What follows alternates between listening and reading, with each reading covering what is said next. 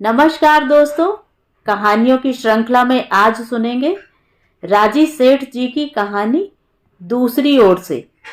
लेकिन उससे पहले मेरा आपसे विनम्र अनुरोध है कि अगर मेरे द्वारा सुनाई हुई कहानियाँ आपको अच्छी लगती हैं तो मेरे चैनल को सब्सक्राइब ज़रूर करें, लाइक करें और अपने दोस्तों और परिचितों में शेयर भी करें। बेल आइकन दबाना बिल्कुल भी ना भूलें। आज सुनिए दूसरी ओर से। बाहर से किसी ने पुकार कर कहा, अरे सामान उतारना, रमन भाई आए हैं।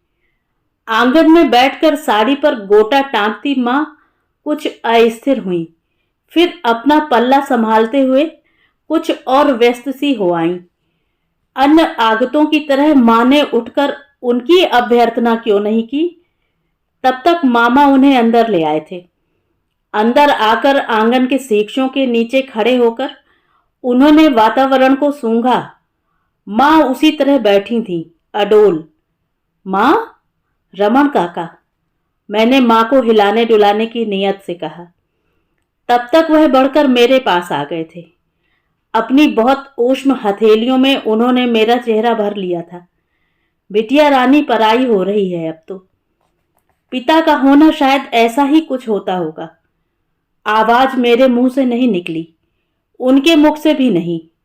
मुंह ऊपर करने पर लगा कि वह पहले से कुछ दुबले हो गए हैं।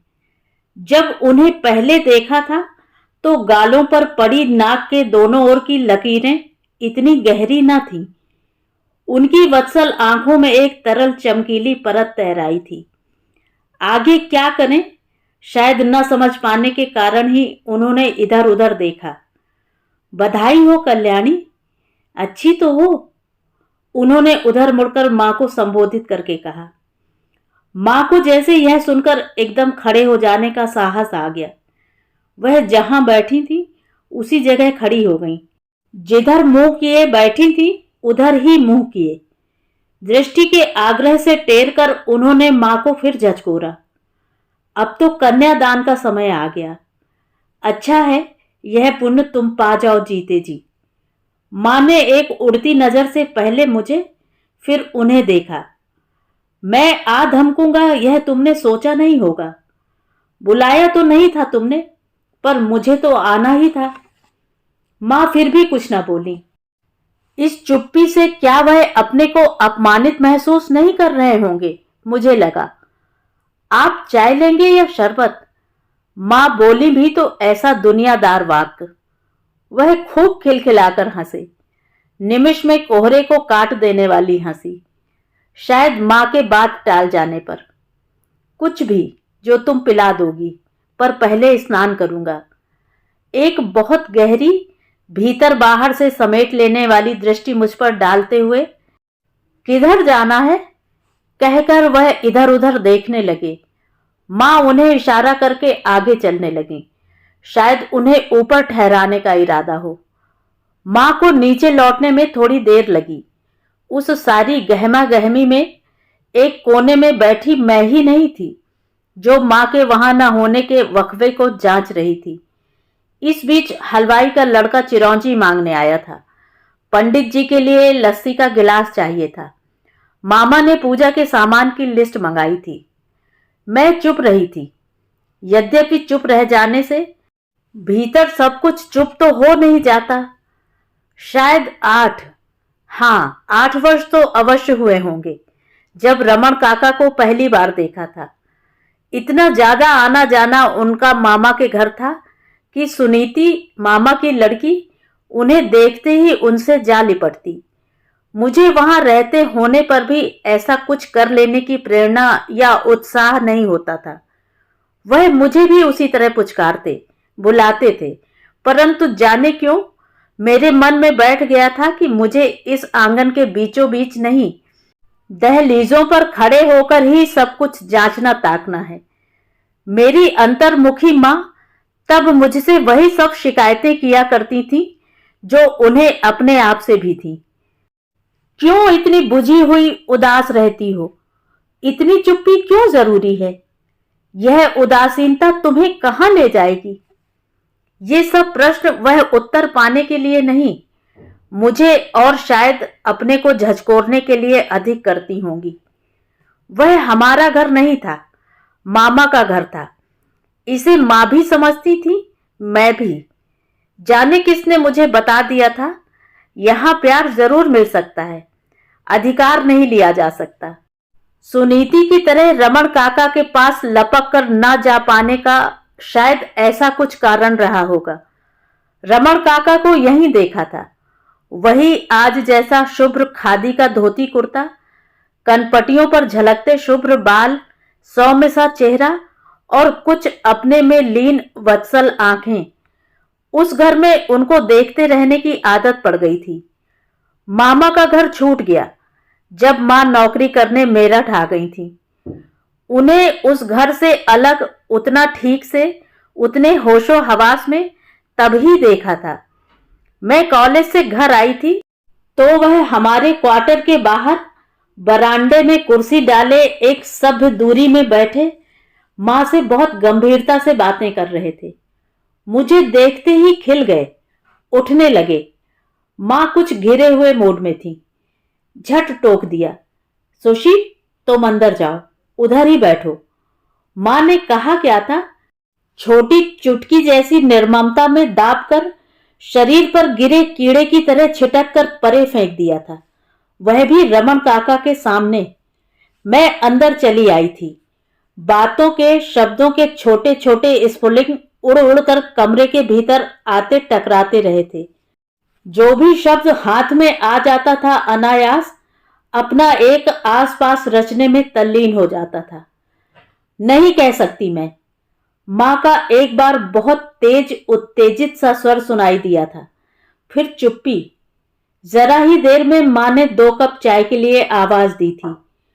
उत्तेजना से तमतमाया हुआ वैसा कोई वाक्य मां के मुंह से निकला होगा, इसका अनुमान उन्हें देखकर लगाना कठिन था।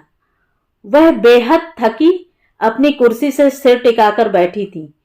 जाते सूरज की उजास ने चेहरे पर चीखती थकान को दीप्त कर उन्हें अनावृत होने से बचा लिया था।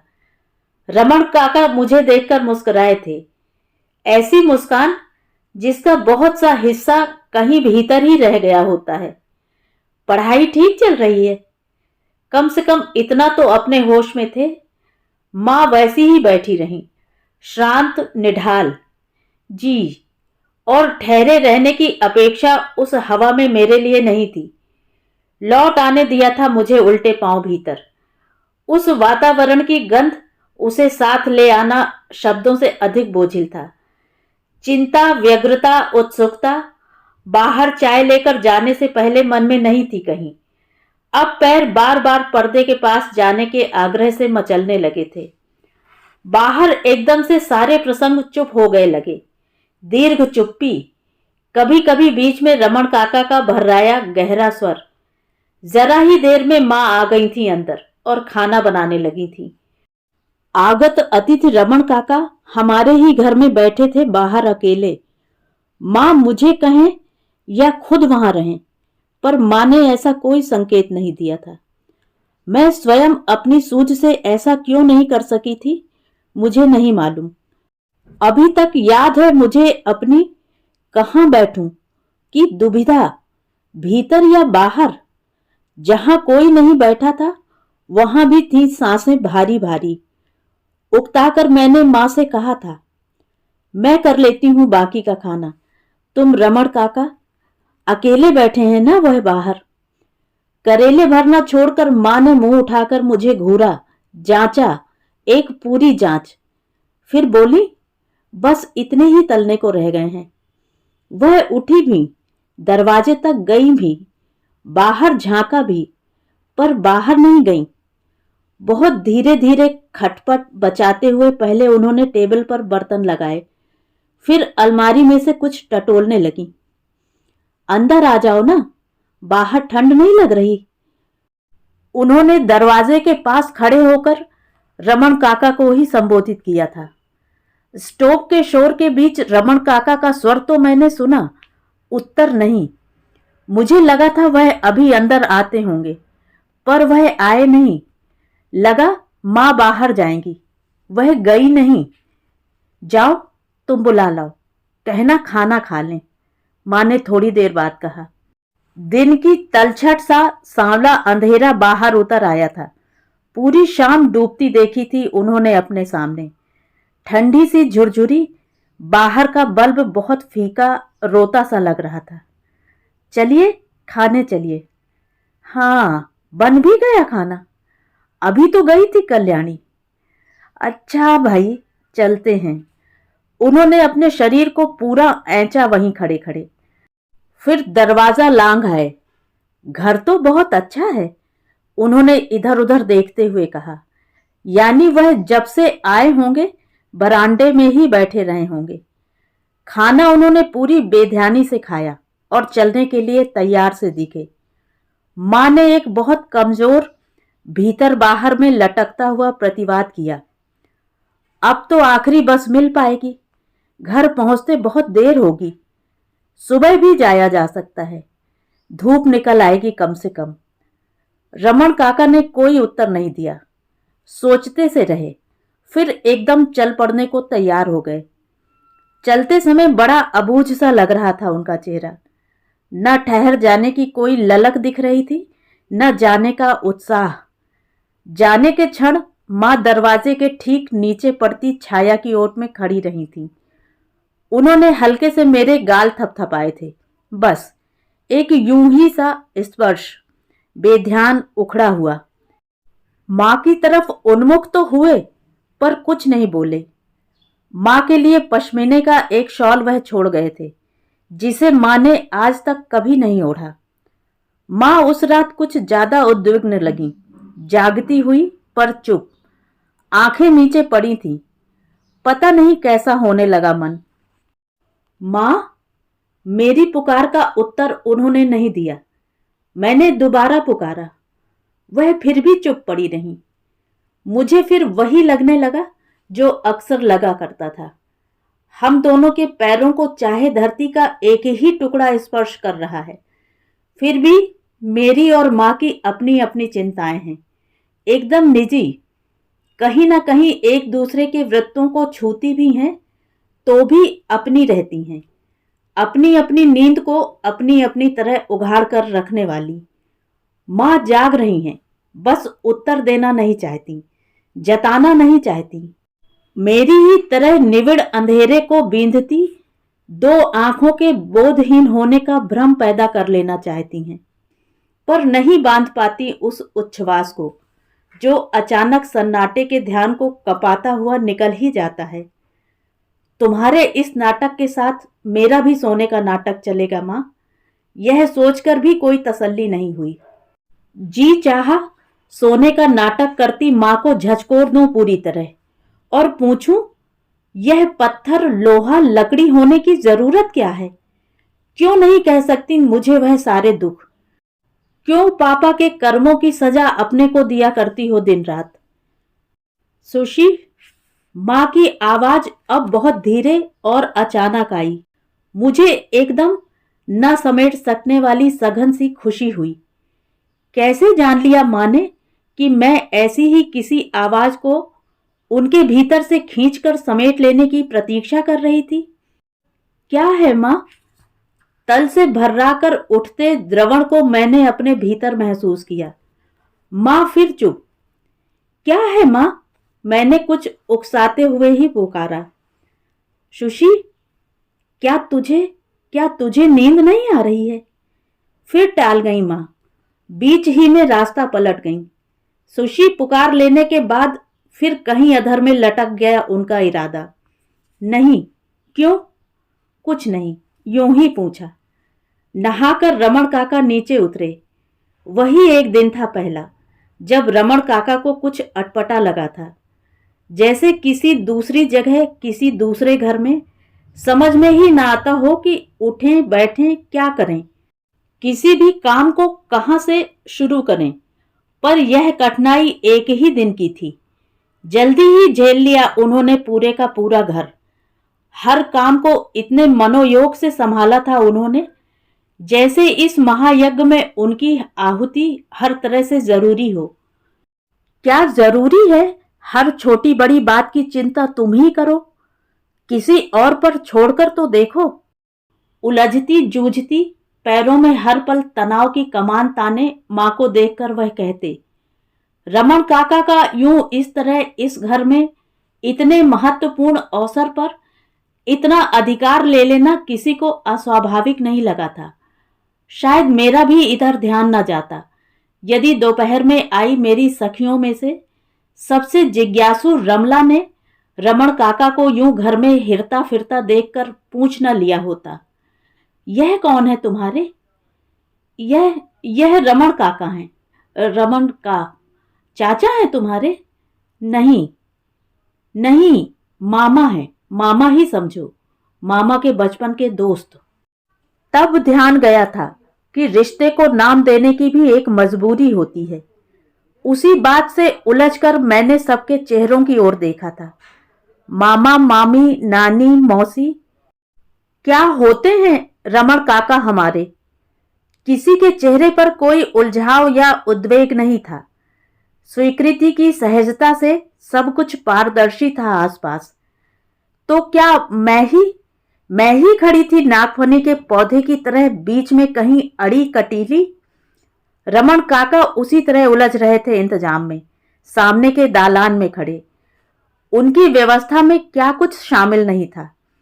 मां की गुलाबी धोती का जुगाड़ करना भी वह नहीं भूले थे। मां ने कुछ आनाकानी की थी। क्यों करती हो ऐसा? वह झिड़क कर बोले थे। वह जीवित तो है, जहां कहीं भी हो। यह बात अलग है कि उसका जो पुण्य था वह सिर्फ तुम्हारे हाथ लगा। उनकी इन बातों से मां ऐसी हो जाती थी जैसे ठहरे हुए पानी को कोई अनजाना स्पर्श अचानक कंपा गया हो। इस समय मां को ऐसा कातर देख शायद पहली बार लगा था कि मां ने रमन काका के उस आह्वान को स्वीकारा होता तो अच्छा था। क्यों मां ऐसी चुप लगा गई थी उस पुकार, उस आह्वान के प्रत्युत्तर में? हां, वह आवाहन ही तो था। नहीं, भूल नहीं हो सकती थी उस बारे में, एकदम नहीं। वह पत्र मां ने जानबूझकर वहां रखा था, रेडियो के कोने के नीचे दबाकर, और खुद बाहर बैठी कलफ देती रही थी उन साड़ियों को जिनकी उस मौसम में जरूरत नहीं पड़ती। क्या कर रही हो मां? क्यों कर रही हो? मैंने कॉलेज से आते ही पूछा था। बस, मां बिना आंख उठाए बोली, कल से समय नहीं मिलेगा, कॉलेज में रैली शुरू हो जाएगी। तो भी इन साड़ियों का करना क्या है जाड़े में? मां कुछ नहीं बोली, उसी तरह साड़ियां भींचती रहीं। मैं कुछ क्षण दरवाजे पर खड़ी रही, फिर भीतर चली गई। फिर पत्र देखा, मां का वहां जमे होना देखा, इस तरह बेवक्त बेमतलब व्यस्त होना देखा। साधारणतया वह मेरे कॉलेज से लौटने पर मेरे साथ साथ कमरे में चली आती थी। पत्र रमन काका का था, दिल्ली से। प्रिय कल्याणी, तुम्हारा मन पहचानता न होता तो मेरठ से लौटने के बाद तुम्हें पत्र लिखने का कोई प्रसंग ही न बनता। जिस जगह छोड़कर आया था तुम्हें, वह एक डेड एंड था। इसे अनुग्रह क्यों मानती हो अपने पर? बाधा भी क्यों समझती हो सुशी के लिए? किस चीज से डरती हो तुम?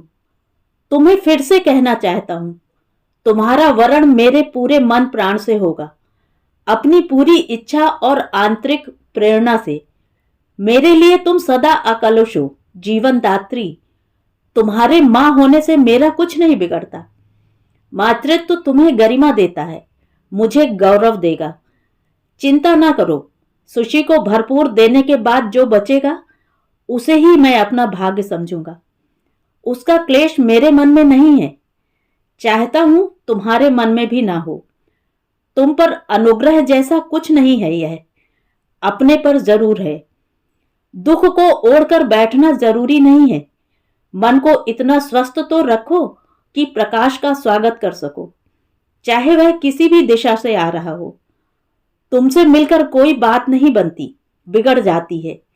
मैं अनचाहे अनजाने तुम्हें अतीत के किनारे छोड़ आता हूं और तुम अपना आपा खो देती हो। पिछली बार मेरठ जाकर तुम्हें और व्यथित कर देने का संताप अभी तक मन में है। कुछ तो सोचा ही होगा तुमने अब तक। जो भी, जैसा भी, मुझे लिखना। बस, जितने कुछ के भी मैं समर्थ हूं, उतना सब कुछ तुम्हें। सुशी को बहुत बहुत प्यार। रमन, तुम्हारा ही। रमन, रमन, रमन। तब मुझे लगा था यह रमन काका नहीं है, ममता से दोनों गालों को हाथ में लेकर पुचकारने वाले। यह रमन है, रमन, केवल रमन। मां को मुखातिब, पुस्तकों की सी भाषा बोलकर मां को फुसला लेने वाले। क्या कहेगी मां? क्या बोलेगी मां? क्या उत्तर देगी मां? लगा था एक बार जैसे तेज चीख चुकने के बाद भीतर ही भीतर सब कुछ जड़ होता जा रहा है। एक दीर्घ निस्तब्धता, एक घुटन भरी चुप्पी। आकाश साफ नहीं रह गया था। मेरे मन में एक ही प्रश्न लावारिस टक्करे मार रहा था। मां क्या उत्तर देंगी? क्या उत्तर देंगी मां? मां का सामना करने में असुविधा होने लगी। मुझे लगा तो था अभी सब कुछ सहज हो जाएगा। खाना खाते समय यह दाल का नमक, यह चावल का छिटकापन, यह चटनी की बेरहम तीखाई, पानी की बर्फीली ठंडक, मौसम, जाड़ा, मेरा कॉलेज, मां का कॉलेज, कितने सारे प्रसंग थे जो खुल सकते थे अनायास। पर इन सब में से कुछ भी नहीं हुआ। खाली खाना चलता रहा, जैसे मुंह में रोटी दाल भर लेने से शब्दों के लिए कोई जगह न बचती हो।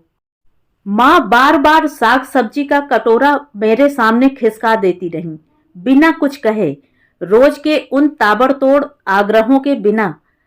खाकर उठने पर मैंने चाहा कि रोज की तरह मां के साथ मैं रसोई से मटवा दूं, परंतु जाने किस आशंका ने मुझे भीतर से टोक सा दिया कि मेरा कमरे में चला जाना अच्छा है, मेरे लिए भी, मां के लिए भी।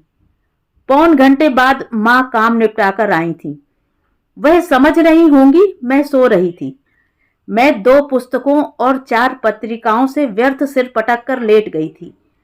मां मेरे पास आकर बैठ गई थी, मेरे ही पलंग की पाटी पर। पता नहीं वह मुझे क्या कहने जा रही हैं, पता नहीं वह मुझे क्या कहेंगी। रमन काका कहते हैं कहा करें, मां ऐसा कुछ नहीं करेंगी। पता नहीं वह मेरा विश्वास था या मेरी इच्छा, अपेक्षा। ऐसा कुछ कर लेने से कुछ गलत हो जाएगा, एकदम गलत। ऐसा कुछ होना बहुत अनिवार्य भी तो नहीं लगा था मुझे। नानी, निम्मो आंटी, सरिता मौसी ऐसे ही रहते हैं सब, इसी तरह सहते हैं सब। इन बातों का अलग से कोई रास्ता नहीं होता। मां के मन को प्रकाश की कोई लौ पुकार रही है। उनकी कारा के सीखचे खटखटाए जा रहे हैं और वह मुझे टटोल रही हैं। उस पत्र को मेरे रास्ते में फेंककर मेरी थाह ले रही हैं, यह मुझे नहीं सूझा। मैं तो लेटी थी भौचक, प्रतीक्षा करते हुए कि मां के हाथ में पत्थर का एक ढेला है, वह अभी मुझे दे मारेंगी और लहूलुहान कर देंगी।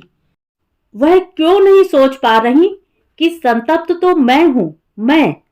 वह ऐसा कुछ करने की देहरी पर खड़ी हैं, मुझसे कुछ छीन लेने की, मुझे नकार देने की और रमन काका को स्वीकार कर लेने की।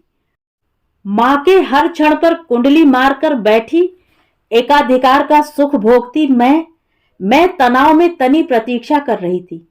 मां कुछ कहेंगी, अभी बोलेंगी, अभी कुछ झंझनाकर टूटेगा और सारी सुख शांति को किरच किरच कर देगा। पर मां वैसी ही अंधेरे में मेरे पलंग की पाटी पर बैठी रहीं, स्तब्ध, अबूझ। अक्सर वह अपनी खाट पर न लेटकर मेरे साथ लेट रहती थी। न वह वहां लेटी, न अपनी खाट पर गईं। जाग रही हो सुशी? बड़ा आशंकित थर्राया हुआ स्वर कुछ क्षणों बाद अंधेरे में गूंजा। नहीं, मां के हाथ में पत्थर नहीं था। उदासी में निचुड़ता हुआ था उनका स्वर। मैं और भी डर गई थी इस तेवर से, कहीं वह सीधा सवाल न पूछ बैठे।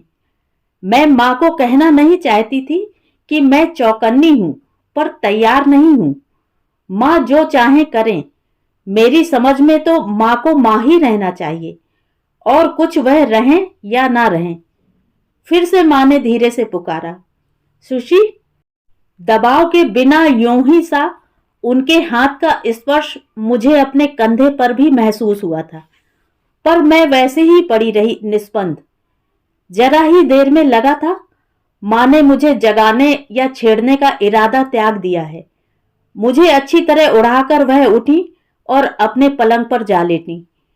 इस बार अंधेरे ने उन्हें अपने में नहीं लिया, बल्कि उस अंधे सन्नाटे में उनके उच्छ्वास और करवटों भरी बेचैनी के स्वर दोहरे होकर बजते रहे। ठीक पता नहीं मुझे बीच में झपकी आ गई थी या मैं तंद्रा में यूं ही जागी थी। रात कितनी बीती थी मुझे भी अनुमान नहीं था। मैंने देखा माँ कुछ लिख रही हैं। टेबल लैंप की उस गोलाई भर प्रकाश को भी उन्होंने अपने कपड़ों से ढककर और छोटा कर लिया था। वह लिखती जा रही थी सरपट। उनका चेहरा उस धुंधले प्रकाश में मुझे बिल्कुल दिख नहीं रहा था। उन्हीं पृष्ठों पर कहीं मेरे प्राण अटके पड़े थे। माँ के सुबह बाथरूम में जाते ही मैंने उनकी दराज खोल डाली। वहां कुछ नहीं था। गद्दे के नीचे, अलमारी में, मेजपोश के नीचे, रेडियो के पास कहीं कुछ नहीं था। मैंने पूरी प्रत्याशा से कूड़े की टोकरी पर निगाह डाली। वहां कुछ नहीं था। उंगली पर लपेटकर फेंके गए कल के बालों के गुच्छे उसमें पड़े थे। माँ डायरी भी नहीं लिखती। यदि वह पत्र ही था तो भी गया कहां? कैसे भेज दिया गया इतने सवेरे? कैसे? तभी माँ बाथरूम से लौटी, बेहद थकी, अवर्ण, आहत सी। धम्म से कुर्सी पर बैठती हुई बोली, आज चाय तू बना देगी? जाने भीतर कैसा उलार। मुझे लगा था मैं इस थकी हुई पस्त माँ को संभाल सकती हूं। क्यों नहीं, अभी लाई, मैंने पूरी तत्परता से कहा था। चाय के साथ मैं बिस्कुट भी लाई थी। एसिडिटी के कारण माँ सुबह खाली चाय नहीं पी पाती थी। उनका चेहरा देखते बिस्कुट का टुकड़ा चाय में डुबोकर उनकी तरफ बढ़ाते हुए मुझे पूरा विश्वास था कि वह अभी ना कह देंगी, नहीं खाएंगी। पर उन्होंने ना नहीं कहा। बेमन से चुपचाप खाती रहीं और निढाल होकर पड़ गईं। अब याद करने पर लगता है उसके बाद के बहुत से दिन बहुत अजीब से थे। जैसे घर में कुलाचे भरते आवाज के हिरण को अचानक लकवा मार गया हो। वह सब कुछ चाहे कितना अनदेखा अनजाना था, बीच ही में कहीं थम गया था। तभी समझ में नहीं आया था कि मैं क्यों इतनी मुक्त थी और माँ क्यों इतनी बोझिल। माँ के हर काम करने की जो एक तत्पर पहल दिखती थी वह एकदम गायब थी। वह कॉलेज से आकर चुपचाप पड़ी रहती थी। ऐसे में एक दिन अंगीठी जलाते अचानक मेरी चुन्नी में आग लग गई। धुआंसती अंगीठी की जिद से तंग आकर मैंने थोड़ा सा मिट्टी का तेल उड़ेल दिया। लपट ऐसी उठी कि सीने पर पड़ी चुन्नी के बिचले भाग को ले बैठी। चेहरा भी थोड़ा झुलस गया था। माँ इतनी भयभीत हुई कि बस माखन फेंट फेंट कर मेरे मुंह पर लगाते वह एकदम करुण हो उठती। कैसे कैसे भूल गई थी मैं तुम्हें इतने दिनों? कैसे कैसे? लगता था अभी वह अपने मुंह पर चांटा दे मारेंगी। माँ के उस लौटने को मैंने अपने भीतर महसूस किया था पूरी तरह। तभी तो सब कुछ भूल गई थी मैं एकदम। माँ के बारे में, पत्र के बारे में, रमण काका के आह्वान के बारे में। आज इतने वर्षों के अंतराल के बाद रमण काका को देखते वह सब याद आ रहा है सहसा। माँ का वह अबूझ फैसला और उस तक पहुंचने की वह अदेखी उलझन। अबूझ था ही क्या उसमें? सब कुछ था पारदर्शी। माँ समय की शिला को झेल रही थी अपने ऊपर, अभी तक चुपचाप, अकेली। मौसी कह रही थी ऐसे जैसे आज तक रमण काका वाली बात का फैसला मेरे हाथ में ही रहा था और अब भी अंतिम अनुमति आदेश मेरा ही है। वह जब से आई थी मुझे घेर घार कर हेमंत की बात से मेरा ध्यान हटाकर उंगली पकड़े मुझे वहीं छोड़ आती थी जहां चिलचिलाती धूप थी और माँ खड़ी थी अकेली तपती। रेगिस्तान था, बवंडर घुमड़ रहा था और माँ खड़ी थी बीचों बीच निस्संग गूंगी। कल्याणी का संसार आज तक तेरी पलकों की इच्छा के साथ उठता बैठता रहा है, यह कहकर मौसी ने मुझे एक कटघरे में खड़ा कर दिया था, जहां तीखे सच की चिलचिलाहट में मेरे देह मन का बित्ता बित्ता अपमानित हो उठा था। पानी में पड़े पत्ते की तरह पहले से ही असुआया रहता था मन। माँ उठते बैठते ऐसी छलक छलक जाती कि हेमंत के साथ पलते स्वप्न के कगार गीले होकर सुस्ताने लगते। इधर लगने लगा था कि मैं बचने लगी हूं उनसे, उनकी आंखों से, जो देखने में अक्सर निस्भाव लगती, परंतु अपने खालीपन की दहशत में एक पूरा हाहाकार जगा जाती थी भीतर। मुझे नहीं मालूम था शादी के प्रसंग भर से इस तरह झंझना जाएगा सारा आसपास। एक स्थिति सारे घर बाहर को आंख कान मन सब कुछ दे डालेगी। माँ के प्रति सद्भावना ही शायद हर किसी को कई कई दिन पहले खींच लाई थी यहाँ सहायता के लिए। सबके इकट्ठा होने और शायद रमन काका के अचानक आ जाने से बात तैरकर सतह पर आ गई थी। यूं चाहे किसी पुस्तक में पड़े फूल के ताजे स्मरण सी माँ के मन में पड़ी रहती कहीं दबकर। माँ के और मेरे बीच का एकांत वैसे भी इतने सारे पैरों की रौंदन से टूट गया था। अच्छा ही था वह कुरेदने वाली सुई लहूलुहान होती तो थी, दिखती न थी। अच्छा नहीं भी था माँ का वह हिस्सा जो मेरे लिए बिलखता रहता था, वह मुझ तक ही नहीं पहुंचता था। लगता था बीच में भीड़ का एक दरिया है और अलग अलग तटों की तरह चुपचाप पड़े हैं हम दोनों, अपनी अपनी तरह अकेले। अब तुम क्या कहती हो? मौसी ने फिर कुछ वैसी ही दुश्चिंता से भरकर आज कहा था, तो मैं खींच उठी थी। मैंने पहले भी कब कुछ कहा?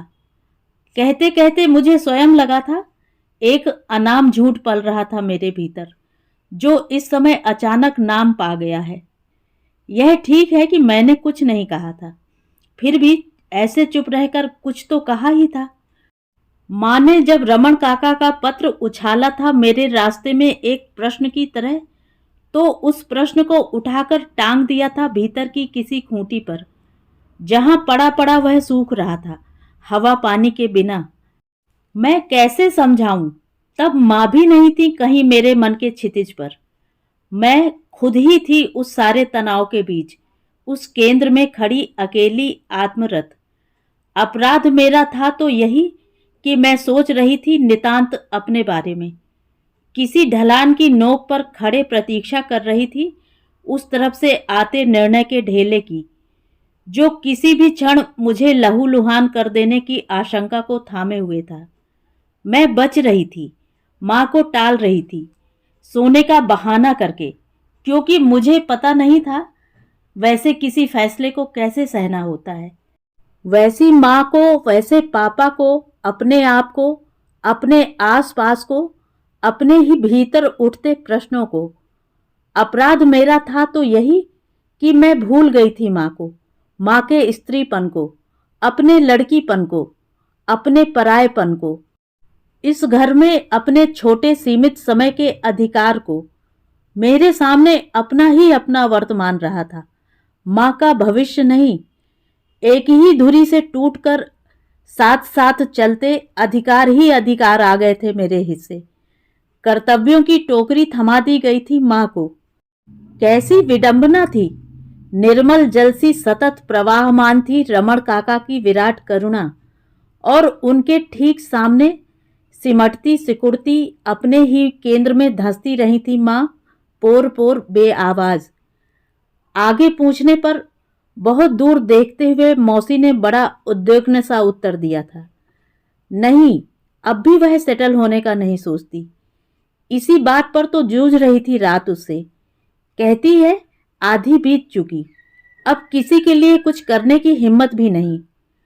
उसे लगता है पहले कोई कारण तो था, तेरा कोई खाली कोना भर जाता।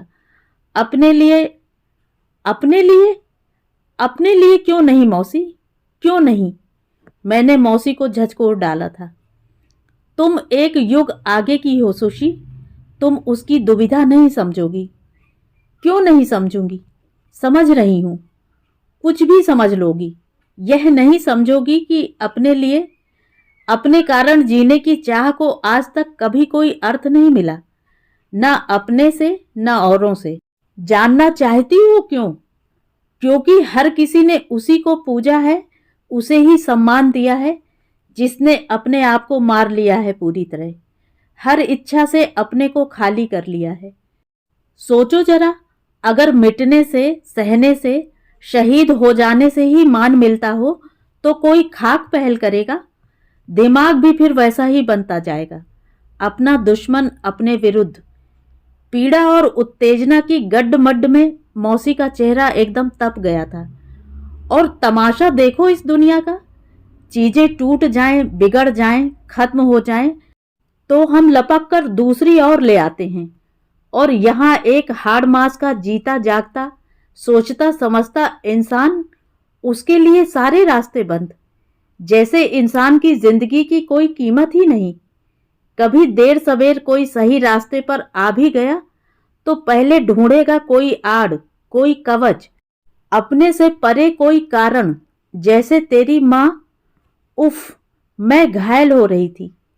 आप उन्हें समझाती क्यों नहीं? मौसी के चेहरे पर एक तरेर चमकी। जब तुम्हें ही नहीं समझा पाई तो उसे क्या समझा पाऊंगी? जिंदगी डुबो रखी है उसने। दूसरों के लिए करने का यह मतलब तो नहीं कि अपने। कुछ हुआ था मुझे, सब कुछ असह्य होने लगा था। मैं मौसी को वहीं बैठा छोड़कर उठ खड़ी हुई थी और माँ को ढूंढने लगी थी, जानते हुए कि यह कोई मिठाई की डलिया नहीं है जिसे कोई एक हाथ से दूसरे के हाथ में थमाए। हाँ, माँ थी वहां, पर नहीं थी, अपने में थी पूरी तरह बंद। कुर्सी की पीठ पर सिर टिकाए, आंखें बंद किए बैठी थी निढाल। चिलचिलाती धूप में अभी अभी लौट कर आई थी। बैंक गई थी रमन काका के साथ। पानी देना जरा।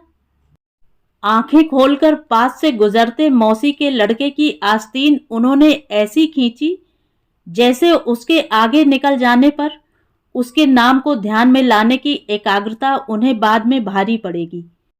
उसका लाया हुआ पानी वह पी गई गट-गट, फिर वैसी ही पड़ी रहीं। माँ, तुम्हारी तबीयत तो ठीक है ना? मेरा हाथ पता नहीं कैसे उनके माथे पर जा पड़ा था। हाँ, उन्होंने वैसे ही पड़े पड़े आंखें खोली। मेरे भीतर कुछ कांप गया, एकदम भावहीन, खाली खोखल आंखें, परे, बेगानी। उस क्षण वह मुझे उस कच्चेपन से भी मुक्त लगी जो मेरे चले जाने के नाम पर उनके भीतर एक पूरे सागर का क्रंदन उछाल देता था। पता नहीं किस बात ने उन्हें उधेड़ दिया था इस तरह टांका टांका, या इतना दे दी गई थी वह रमन काका को कि अपने को तान कर रखने की कोशिश का हर क्षण तोड़ता ही जाता था उन्हें। मुझे यूं अपने को बींधता हुआ देखकर वह उठ खड़ी हुई छिपती सी। आंगन पार करके रसोई से बाहर खड़े होकर उन्होंने पहले मुंह धोया, फिर पीढ़ी लेकर बैठ गईं मेवे की पोटलियां बांधने। एक सागर घुट रहा था मेरे भीतर। पार्टी लेकर मैं उनके पास ही जा बैठी। ऊहू, वह बहुत धीमे से बुदबुदाई। तुम कमरे में बैठो जाकर, यहां कहां बैठ रही हो? स्वर निरुद्वेग, व्यवहारिक, सपाट। यहां गर्मी है ना? उन्होंने खुद ही फिर उस कहने की सफाई दी। सामने रखे काम की आड़ लेकर वह अकेला हो जाना चाहती थी शायद। इस समय तो वह उस दहशत से भी परे थी जो उन्हें घेरती थी, तो मेरे हल्के से हल्के कदम की आहट भी उन्हें सुनाई दे जाती थी। इस समय तो मैं बैठी थी उनके सामने साक्षात, अपने को जताने के लिए आतुर, उड़ेल देने के लिए उत्सुक।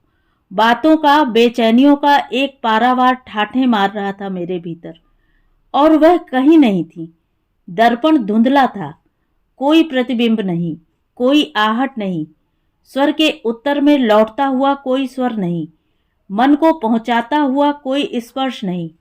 माँ बेगानी थी एकदम, जाने किन घाटियों में या पहाड़ों पर या ढलानों पर उनकी कोई पहचान नहीं मिल रही थी।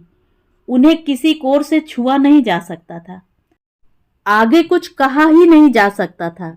ऐसे अनात्मीय क्षण, अधिकार से खुलकर निर्भय होकर इस खतरे के बीच झूलते हुए कि इस घर से जाते समय चूंकि मेरे लिए अर्थहीन हो गया है माँ का कहीं भी होना या ना होना, मैं यह छूट, यह तथाकथित अनुमति, यह उदारता बड़प्पन के दंभ के साथ माँ के हाथ में थमा रही हूं। अभय उसे ही मिल सकता है जिसने सामने वाले को हर मौसम में सहा हो। ऐसी लाचारी, मैं जैसे पगला सी गई थी, अपने को ही छीलने नोचने लगी थी। कुछ नहीं सूझा था, मैं लपक कर सीढ़ियां चढ़ने लगी थी। आड़ माँ को नहीं चाहिए थी, अब आड़ चाहिए थी मुझे, अपने आप को माँ तक पहुंचाने के लिए। मेरी पायलों की आवाज शायद उन्होंने नहीं सुनी, ना ही दरवाजे के बीच मेरा खड़ा होना उन्होंने देखा। वह ध्यान मग्न थे, पलंग पर लेटे छत ताकते। रमन काका, वह ऐसे चौंके जैसे उनके हाथ के स्वप्न को किसी ने अदने कांच की तरह जमीन पर दे मारा हो। ओह तुम, आओ आओ बेटा। उनकी आंखें दीप्त हो उठी थीं। वह उठकर बैठ गए थे। आओ इधर आओ, यहां बैठो। अपनी पांखों के बीच समेट लेने वाला वह सघन सा क्षण मुझे भीतर तक छलका गया था। रमन काका, क्या है बेटा, माँ की चिंता कर रही हो? मेरा चेहरा उन्होंने ऊपर उठा लिया था। स्वर उनका था जैसे पोर पोर नरमाई। जान गए होंगे चिंता के उस बिंदु पर हुए बिना मैं वहां हो ही नहीं सकती थी। नहीं, मैं चिंता क्या करूंगी? माँ की चिंता तो वही कर सकता है जिसने हर हाल में उनकी चिंता की हो। और आप जानते हैं कि मैं वह नहीं हूं। वह आश्चर्य से मेरा मुंह देखने लगे, देखते रहे। मैं सकपका गई। कुछ और रास्ता नहीं दिखा तो हथेलियों से अपना मुंह ढक लिया। जो हुआ सो हुआ, वह बुदबुदाए। उतनी लंबी सांस उन्होंने खींची होगी, तभी तो मैंने सुनी। चलो, काम का समय है, तुम्हें नीचे छोड़ाता हूं। आओ। मेरे कंधों को घेरती उनकी उंगलियां जो भाषा बोल रही थी, वह उनकी उंगलियों की भाषा नहीं थी। हर अगली सीढ़ी पर उतरते अपने पैर मुझे पहले से भारी लग रहे थे। उनकी ओर देखने का तो खैर साहस ही नहीं था। माँ मेवे की पोटलियां सामने रखे वैसी की वैसी बैठी थी, निश्चल, शायद ऊंघ गई हूं। कल्याणी, उठो, पहले बिटिया की सुध लो। उन्होंने शायद फटकारा सा। माँ चौंक कर उठ बैठी, एक अटपटा सा सामना। वह वापस ऊपर चले गए। माँ पलटकर रसोई में दाखिल हो गईं। मैं वहीं की वहीं, कहीं भी नहीं, निरस्त, रिक्त। वह क्षण रिक्ति के शोर को भरपूर महसूसने का था। जड़ता टूटी तो लगा शायद अच्छा ही था ऐसा कुछ होना, मेरा जाते होना। माँ के लिए बिना किसी आड़ या कवच के सीधे साफ देखने की बाध्यता का पैदा होना। जरूरी क्यों था माँ के लिए कोई भी निमित्त? किसी दूसरे के अभाव को सम्मुख रखकर किसी चीज को हाथ लगाने का बहाना? अपनी कैद को काटने के लिए कोई सामाजिक अस्त्र? नहीं, कुछ भी जरूरी नहीं था। ना निमित्त, ना आड़, ना कवच, ना अस्त्र। मुझे लगा मैं इतनी छोटी नहीं रह गई थी कि माँ से ये सब न कह सकूं। तो ये थी कहानी। कहानी आपको कैसी लगी? कमेंट करके ज़रूर बताएं।